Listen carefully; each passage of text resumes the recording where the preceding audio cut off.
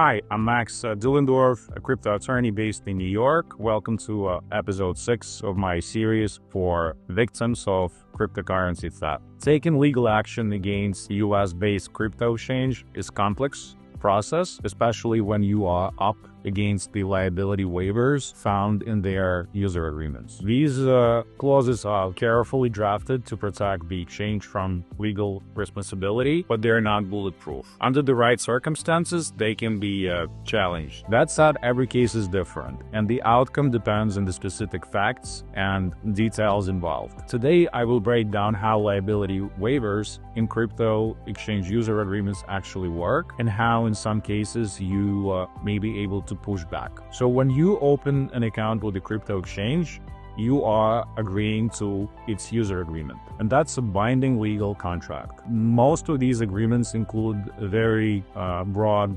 disclaimers of liability. By accepting the terms, you agree to use the platform as is, which means the exchange makes no promises about performance, security, or uptime. Many of these agreements shift all the risk to the customer. For example, if your login credentials are compromised and funds are stolen, exchange typically claims it's not at fault. Even if the exchange itself is hacked, some agreements still place the loss on the user. Some user agreements go even further, stating that the platform relies on third-party software that may contain bugs, and explicitly disclaiming responsibility for security failures caused by those bugs. That's why it's so important to read and understand the fine print before you open an account, especially before filing a claim. In arbitration, these clauses are often the first line of defense. Exchanges argue that they're not responsible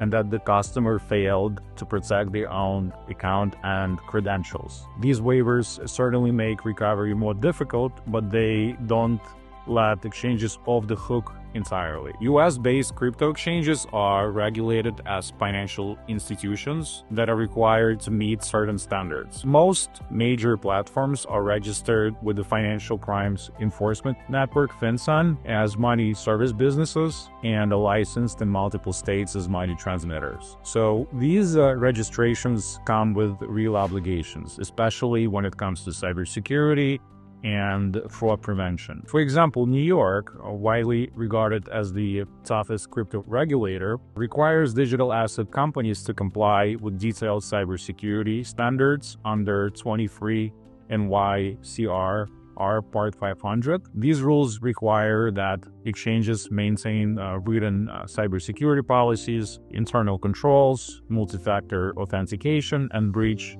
notification procedures to protect customer assets. If an exchange fails to meet those standards, for example, by ignoring red flags, failing to alert users to known breaches, or lacking basic security protocols, there may be grounds to argue that the exchange was at fault. But again, this is a highly fact-specific analysis.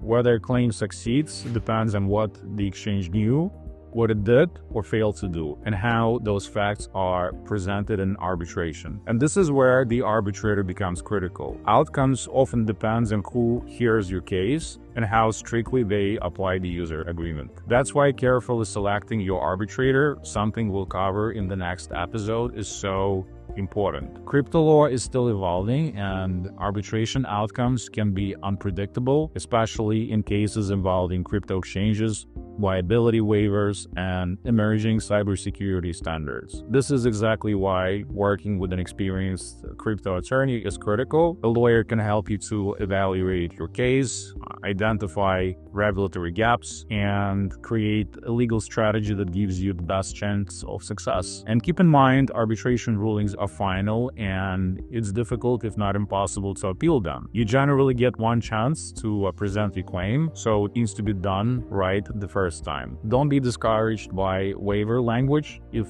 exchange failed to meet its legal or regulatory obligations, it can still be held accountable. US regulations, while still developing, can provide good leverage. Just remember, crypto exchanges aren't regulated like banks, and the legal standards are still catching up. In episode 7, I'll walk you through the process of selecting an arbitrator, an overlooked but critical step that can significantly impact the outcome of your case. Thanks for watching, and I will see you in the next episode.